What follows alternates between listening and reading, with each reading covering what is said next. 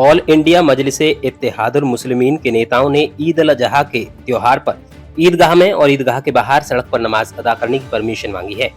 AIMIM के नेताओं ने कहा कि कांवड़ यात्रा, दुर्गा पूजा, गणेश चतुर्थी, गुरु गोविंद सिंह जयंती तथा अन्य हिंदू सिख त्योहारों पर सड़कें रोक कर आयोजन किए जाते हैं।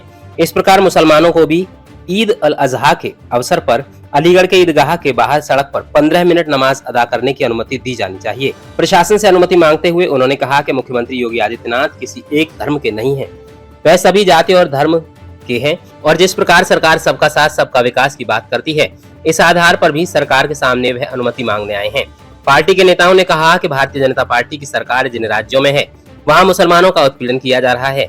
कभी मस्जिदों से लाउड स्पीकर उतरवाए जाते हैं तो कभी मस्जिद और मदरसों पर बुलडोजर चलवा दिए जाते हैं। ऐसे में सरकार का रुख मुसलमानों के प्रति बहुत अच्छा नहीं है।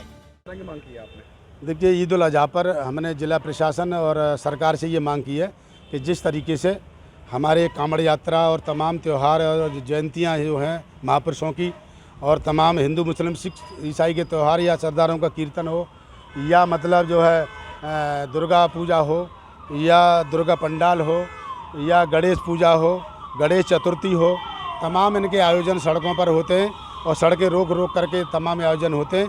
तो हम ये चाहते हैं कि ईद उल अजहा की नमाज साल में एक बार आती है, तो अगर ईदगाह पर नमाजियों की तादाद होने पर हमें जो है 15 मिनट के लिए सड़कों पर नमाज पढ़ने की इजाज़त दी जाए, जिससे कि हम भी अपनी जो है एक साल में जो नमाज अदा करते हो नमाज अदा कर सकें। नहीं दी तो क्या करें?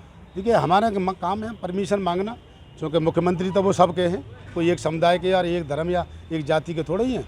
तो जब भारतीय जनता पार्टी ये नारा देती है कि सबका साथ, सबका विकास, सबका विश्वास, तो उसी सबके विश्वास के साथ हमने परमिशन मांगी। इधर अखंड भारत हिंदू सेना के नेता अर्जुन उपाध्याय ने कहा कि नमाज किसी साफ व स्वच्छ जगह पर पढ़ी जाती है, जबकि सड़कों पर नमाज पढ़ना तो इनके दीन के हिसाब से भी गलत है।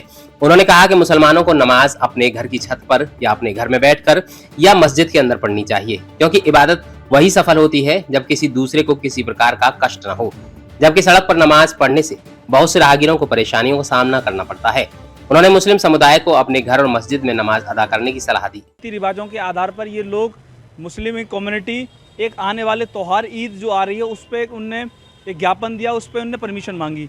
देखिए, अकॉर्डिंग टू इस्लाम आप बात करें तो आप जो है जो नमाज है उसको अदा करने के लिए जो ज़मीन चाहिए होती है वो पाक चाहिए होती है। तो रोड पे आप बैठ के आप नमाज अदा करोगे तो ये अपने आप में एक अन इस्लामिक फेथ को आप कंटिन्यू कर रहे हैं। तो इस तरीके की डिमांड करी जा रही है, डिमांड बड़ी गलत है। आप अगर हम मानते हैं कि आपका त्यौहार है, आने वाले ईद के मौके पर भीड़ आएगी, तो इसका मतलब ये थोड़ी ना कि आप रोड घेर के बैठ जाओगे। आप अपने घरों में ईद की नमाज की अदा कर लें। सड़क पर नमाज पढ़ने की अनुमति ने एक बार फिर से पुरानी बहस को पुनर्जीवित कर दिया है। देखना होगा कि इस अनुमति पत्र के बाद शासन या प्रशासन क्या निर्णय लेगा। आर न्यूज़ के लिए वसीम अहमद की रिपोर्ट।